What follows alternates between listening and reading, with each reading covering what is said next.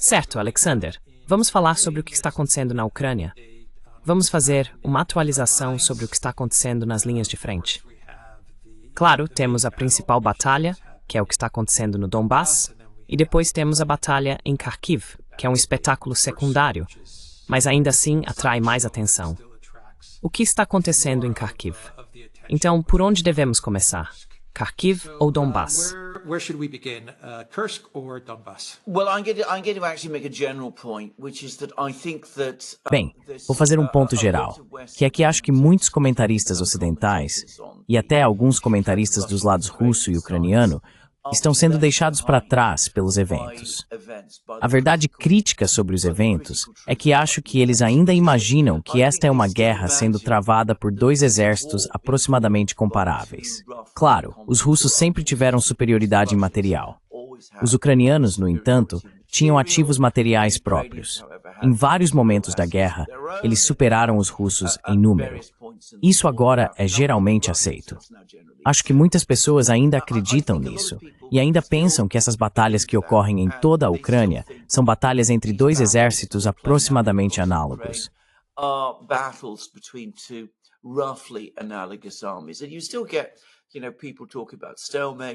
E você ainda tem, sabe, pessoas falando sobre impasse, estagnação, esse tipo de coisa. Isso não é a realidade da guerra, pelo menos como me parece. Eu acompanho todos os dias, ouço o que os vários comentaristas dizem, olho para o que todos os diversos canais de reportagem, russos, ucranianos, neutros, e todos eles dizem. Eu vejo os vídeos que saem, alguns deles são vídeos muito perturbadores e terríveis. Mas a realidade é que a Ucrânia está sendo esmagada, e está sendo esmagada em todas as linhas de frente. O exército ucraniano é incapaz de manter suas posições em qualquer lugar, mesmo enquanto os avançam em todos os lugares.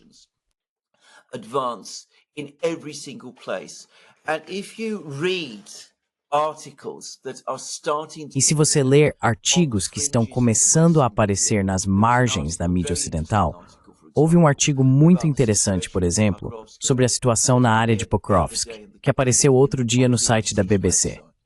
Bem, se você começar a ler isso, verá que os soldados ucranianos que estão realmente lá na linha de frente, agora estão falando cada vez mais sobre isso.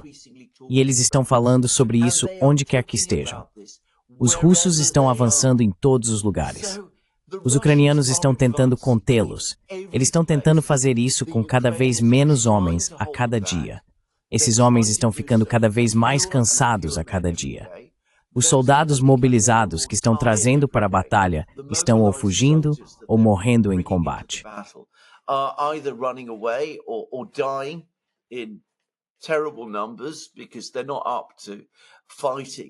Números terríveis, porque eles não estão preparados para lutar contra este exército russo incrivelmente poderoso que agora enfrentam.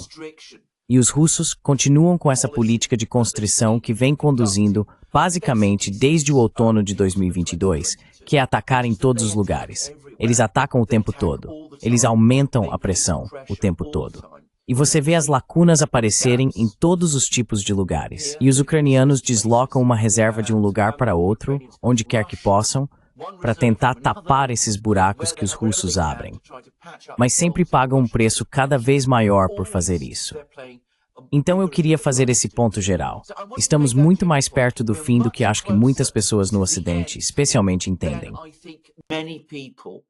In the West especially, understand.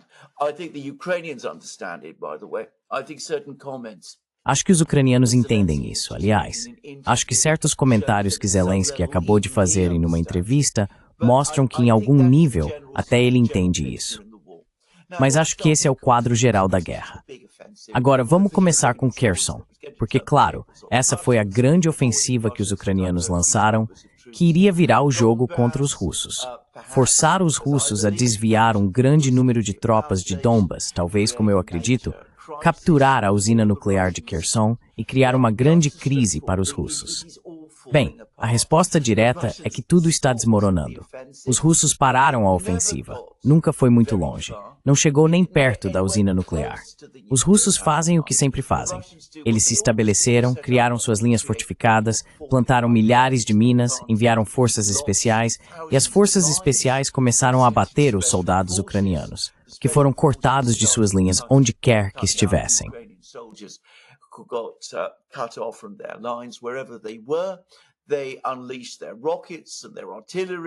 Eles lançaram seus foguetes, sua artilharia e suas bombas. Os ucranianos estão sofrendo perdas terríveis em toda a região de Kursk. Houve um artigo na CNN que dizia isso, que suas perdas lá são terríveis, que suas perdas de veículos blindados são terríveis. E nos últimos dias, os russos partiram para o ataque e têm recapturado uma aldeia após outra. Novamente, como os russos gostam de fazer, eles não deram um golpe de nocaute. Eles não enviaram uma força blindada até capturar ou recapturar Susha, o que provavelmente poderiam fazer. E a razão pela qual não estão fazendo isso é porque, enquanto essa força ucraniana permanecer na região de Kursk, eles podem continuar a desgastá-la. Eles podem continuar a infligir uma terrível atrição nela. E vemos isso todos os dias. And we see that every day. And the Ukrainians are having to feed more and more men, more and more machines. E os ucranianos estão tendo que alimentar mais e mais homens, mais e mais máquinas, para tentar manter o perímetro ao redor desta cidade de Suja que eles capturaram. O perímetro está se rompendo. Você vê isso em uma vila após outra, voltando ao controle russo. Os ucranianos têm que trabalhar o tempo todo, cada vez mais, para tentar manter o que ainda têm. E em algumas semanas, 2 ou 3 semanas, parece que as chuvas nesta área começarão. Toda a área se transformará em um pântano. Os ucranianos estão limitados a usar as estradas, porque seus veículos não podem operar fora delas. Eles não são projetados para isso. E além disso, eles não têm tantos veículos assim. Os drones russos controlam os céus e serão capazes de destruir qualquer coisa que se mova ao longo dessas estradas. E estamos olhando para um desastre.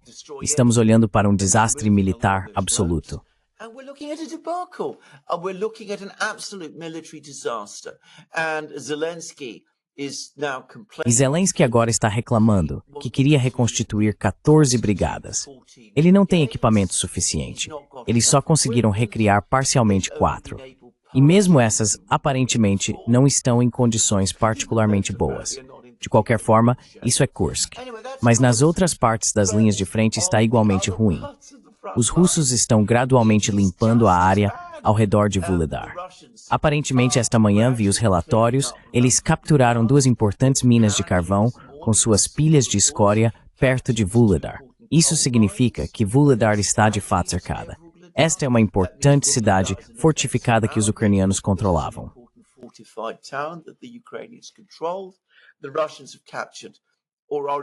Os russos capturaram ou estão no processo de capturar outras 2 cidades importantes mais ao norte, Ukrainsk e Zelidovo.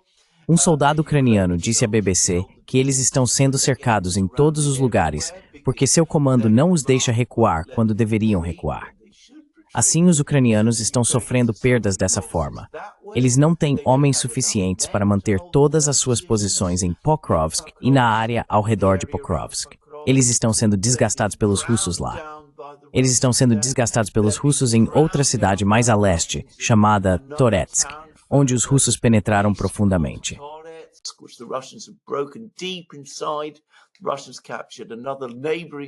Os russos capturaram outra cidade vizinha, chamada Nova York, algumas semanas atrás. Eles estão agora no centro de Toretsk. Os ucranianos não conseguem detê-los. Estão perdendo homens e máquinas tentando conter os russos. O mesmo está acontecendo em outros lugares, como em Chasov Yar. Os russos estão agora preparando uma grande manobra de envolvimento. Esta é a história em todas as frentes de batalha. Se você olhar para os números, que admitidamente são números russos, números do Ministério da Defesa russo, pode-se discutir sobre sua exatidão ou mesmo sua precisão vaga, mas eles mostram constantemente números crescentes de baixas ucranianas. Acredito que parte desses números seja verdadeira.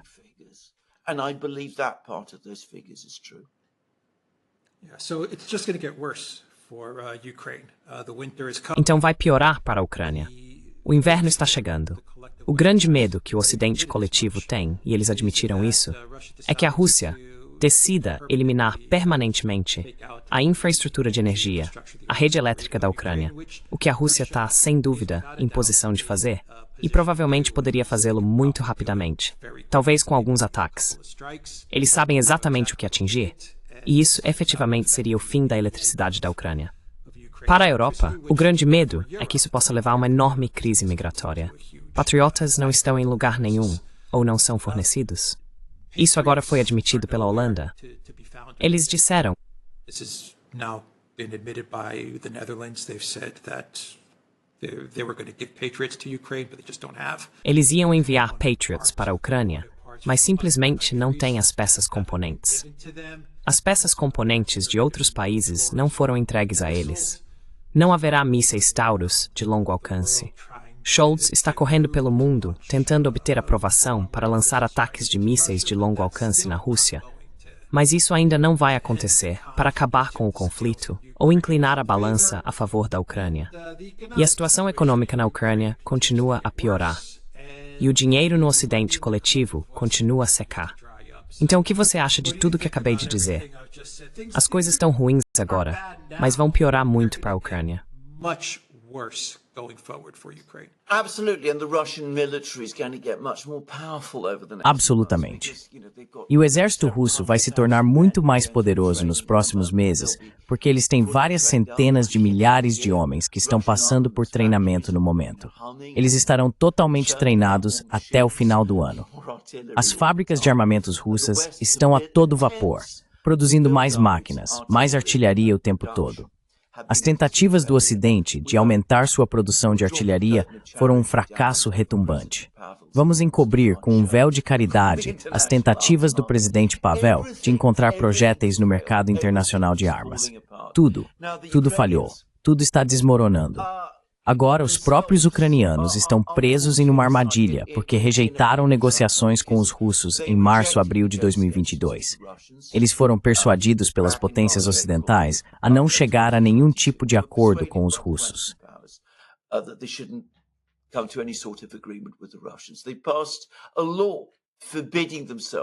Eles aprovaram uma lei proibindo-se de negociar com os russos enquanto Putin ainda for presidente da Rússia. Eles elaboraram um plano de paz, o plano de paz de Zelensky, que não é um plano de paz. É uma exigência de rendição incondicional da Rússia, retirada completa de todas as tropas russas de todas as partes da Ucrânia pós-1991, incluindo a própria Crimeia. E então poderia haver negociações sobre quanto seriam as reparações que a Rússia pagaria e assim por diante, juntamente com julgamentos por crimes de guerra dos líderes russos. Quero dizer, é um plano absurdo. Mas os ucranianos fincaram sua bandeira nisso. Eles estão constantemente dizendo que nunca recuarão disso. Então essa tem sido a retórica que os ucranianos, o próprio Zelensky, têm promovido.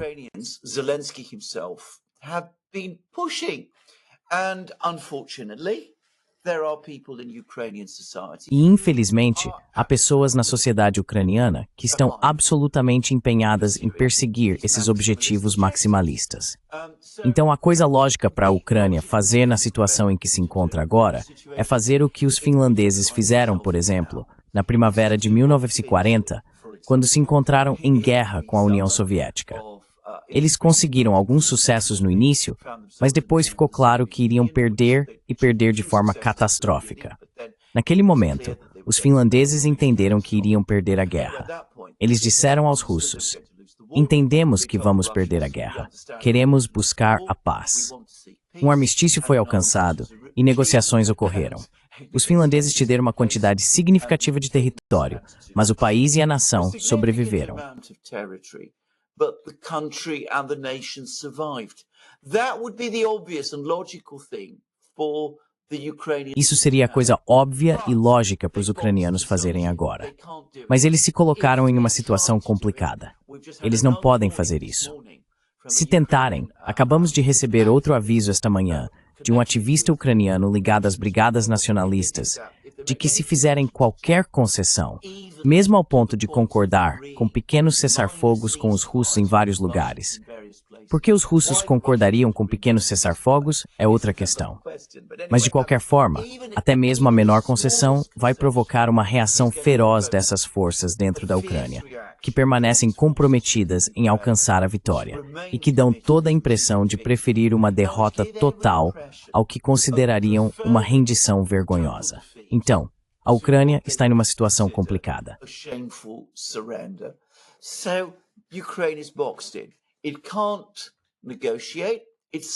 Não pode negociar.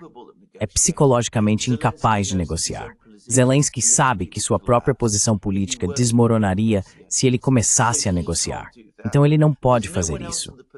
Não há ninguém mais no sistema político na Ucrânia preparado para fazer isso também. E no Ocidente, em vez de as pessoas, elas estão dizendo a si mesmas, veja, a Ucrânia está perdendo a guerra, está perdendo de forma catastrófica. Não podemos reverter a situação. Seria um desastre absoluto se esta guerra continuar. Poderíamos enfrentar milhões de refugiados saindo da Ucrânia no inverno, quando os russos derrubarem o sistema elétrico, como, aliás, é provável que façam como parte de sua ofensiva militar em andamento.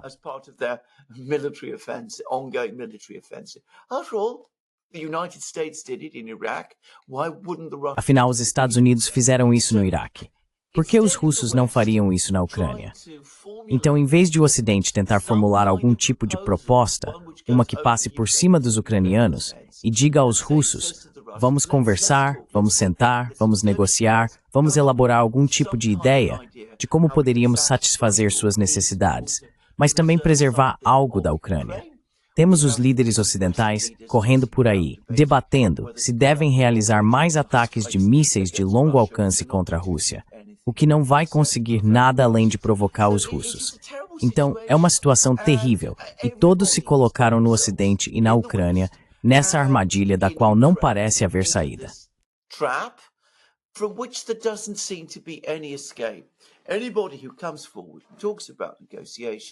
Qualquer pessoa que se manifeste e fale sobre negociações é imediatamente chamada de apaziguadora. Já fizemos outro programa sobre isso, mas os ex-secretários de defesa britânicos que querem que mísseis de longo alcance sejam lançados contra a Rússia dizem que seria uma negligência não fazê-lo, que seria um apaziguamento de Putin não fazê-lo, e que não há razão concebível para que isso não seja feito. Como se isso pudesse mudar alguma coisa, ou melhorar esse quadro desastroso que acabamos de discutir. Isso é surpreendente, e isso em um momento em que os russos têm reclamado que estão sob pressão de seus aliados para conversar. Então, sabe, se houvesse uma iniciativa diplomática adequada, uma com a qual os russos pudessem trabalhar, quem sabe?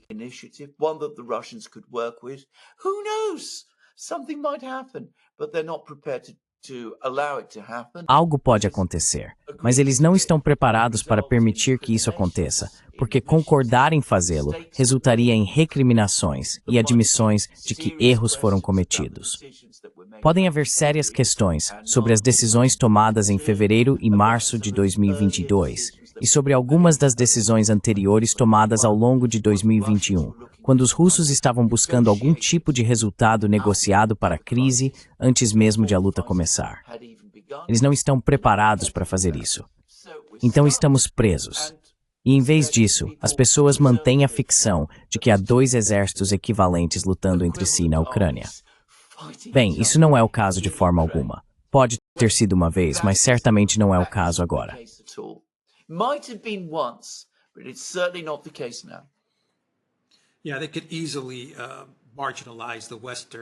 Sim, eles poderiam facilmente marginalizar os banderitas ocidentais, o que poderia dar à administração Zelensky, ou qualquer administração em Kiev, algum espaço para negociar algum tipo de acordo, ou pelo menos algum tipo de entendimento, uma estrutura de acordo, talvez voltando para Istambul ou Istambul Plus. Mas enquanto você mantiver os banderitas ocidentais por perto, nunca vai conseguir realizar nada. O leste da Ucrânia nunca foi o problema. Nunca, desde 1991. Não era o leste da Ucrânia, nem mesmo o centro da Ucrânia. Era aquela parte ocidental de Bandera na Ucrânia que sempre foi o problema com a Ucrânia.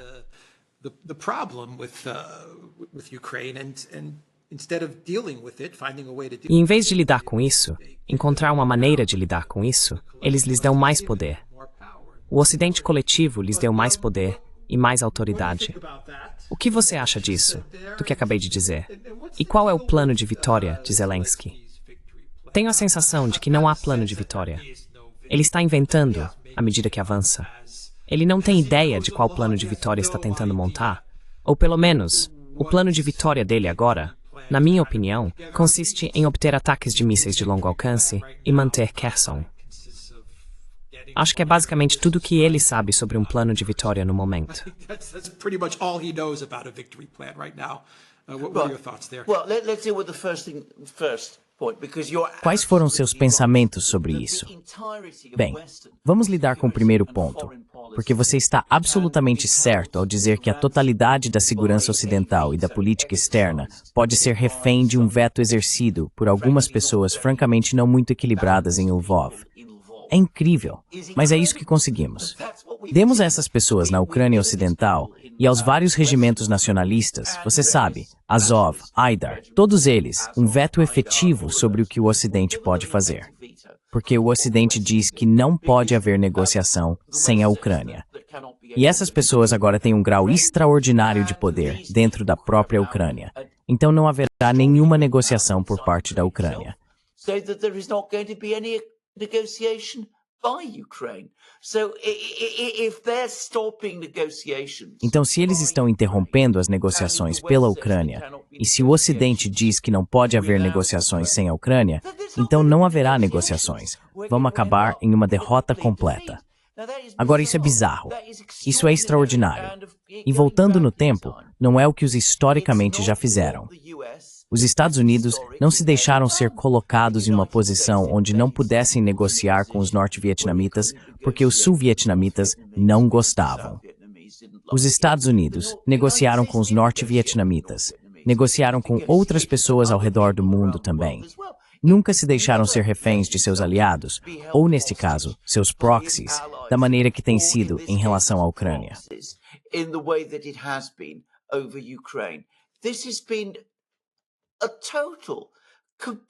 Isso tem sido um fracasso total e completo da política ocidental.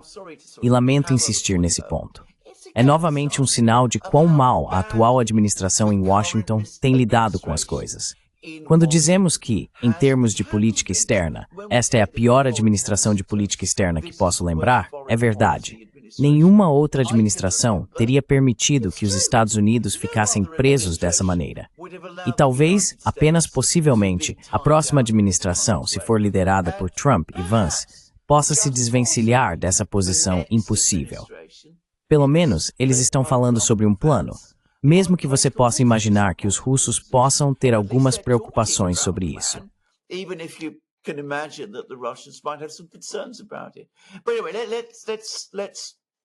Mas, de qualquer forma, vamos deixar tudo isso de lado. Não vamos gastar mais tempo com isso. Agora, qual foi o segundo ponto que você mencionou? Você falou sobre o plano de vitória.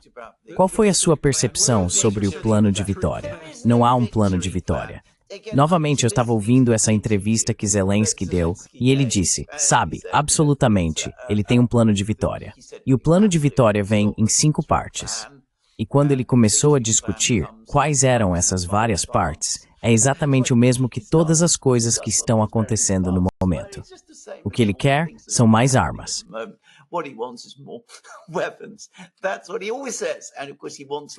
Isso é o que ele sempre diz. E claro, ele quer ataques de longo alcance contra a Rússia. Então ele não tem um plano de vitória. Não pode haver um plano de vitória. Como pode haver uma vitória em uma situação como a que estamos vendo no momento? Certamente a Ucrânia sozinha não pode vencer. Como você disse corretamente, em termos de fornecimento de armas, o Ocidente agora está efetivamente esgotado. Eles não podem fornecer Patriots. Os F-16, o primeiro que voou, caiu em circunstâncias profundamente preocupantes. Preocupantes e alguns diriam humilhantes. Todos os tanques foram enviados. Eles não se saíram tão bem. Todos os Bradleys, todo o resto. O exército britânico agora está sem canhões autopropulsados, aparentemente. Então as munições não estão lá. Tudo isso.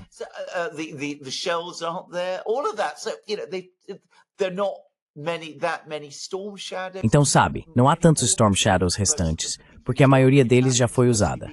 Os ataques MS também foram em grande parte utilizados. O estoque nos Estados Unidos é limitado e o Pentágono não quer enviar mais. Portanto, não há um plano de vitória militar ucraniano. E quero dizer, isso é absurdo.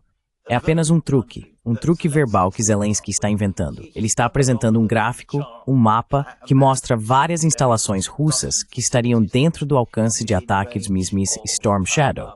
Exceto, é claro, que o Pentágono tem planos. E Zelensky agora concorda que os russos retiraram todos os seus aviões militares e aviação e tudo isso desses lugares.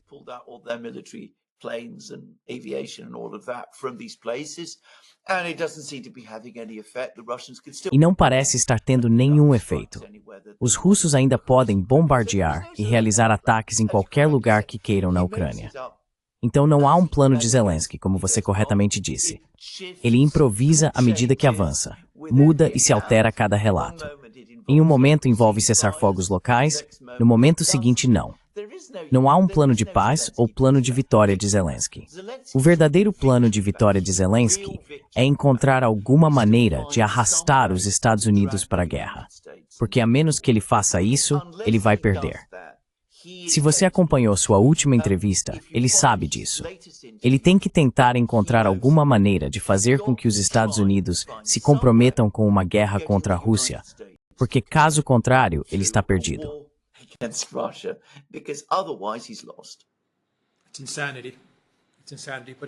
É uma loucura. É uma loucura, mas é a única carta que lhe resta. Ele está desesperado, está em pânico e está pronto para começar a Terceira Guerra Mundial para se salvar. Sim, exatamente. Ok, vamos encerrar o vídeo aqui no theduranlocals.com. Estamos no Rumble, Odyssey, BitChute, Telegram, Rockfin e Twitter Hicks. E vá à loja do Duran, compre alguns produtos, como as camisetas que estamos usando hoje neste vídeo. O link está na caixa de descrição abaixo. Cuide-se.